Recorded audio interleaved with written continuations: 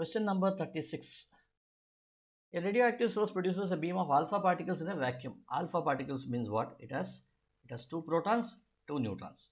Okay, the average current caused by the alpha particles in the beam is, okay, current is caused by the alpha particles, that is protons, and not due to electrons. Okay, the beam is incident on a metal target. What is the average number of alpha particles hitting the metal target in a time of 3 seconds? Time is given. What is he asking? Average number of alpha particles. So if n is the total number of alpha particles, average number of alpha particles, and then what is the total charge? Total charge is nothing but 2p. What is 2p? The charge on it is E. So this is 2E divided by, what is the time taken? Time taken is 3 seconds. 3 seconds should be equal to current, right?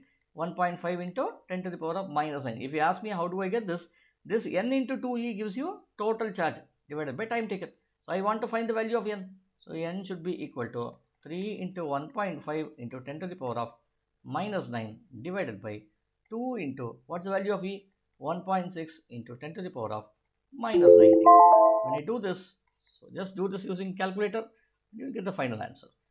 So if I go back to this, this will be 3 star 1.5 is equal to 4.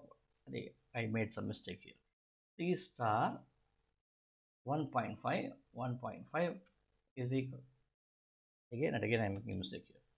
3 into 1.5 is equal to so much divided by 2 equal to so much divided by 1.6 is equal to 1.4. So I get the answer as 1.4 into 10 to the power of 10 carriers. 1.4 10 power 10, answer is C.